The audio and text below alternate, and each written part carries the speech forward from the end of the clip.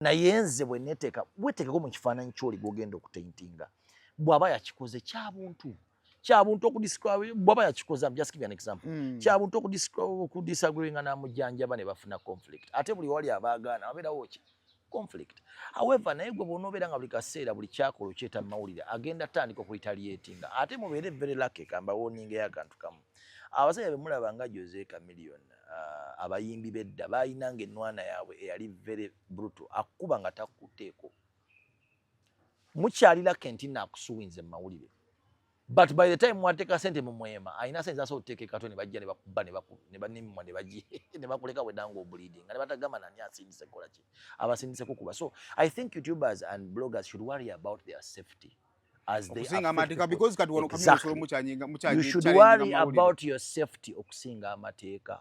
You are killing people's names, you're tainting people's brands, you're affecting their families and they are keeping quiet.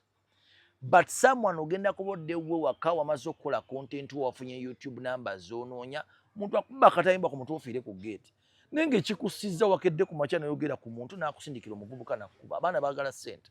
We are in an insecure country etali safe where people are taking the law in their own hands. If we have people shooting people across the roads, what makes you think you're so safe after altering and affecting someone's brand? Church kwetera okulooza mbu gwe oli safe nnyo. Omuntu ajja teekamu akasente kaasirika okola mulimu gwo naye oli mu kutaintinga brands z'abantu. Omuntu akusange abamu batya n'okugenda mu bbaala ekiro because bajja mukubirayo. Kati bijja tutuuka ekiseera nga tebakyabakuba nga babateega mu ddaka.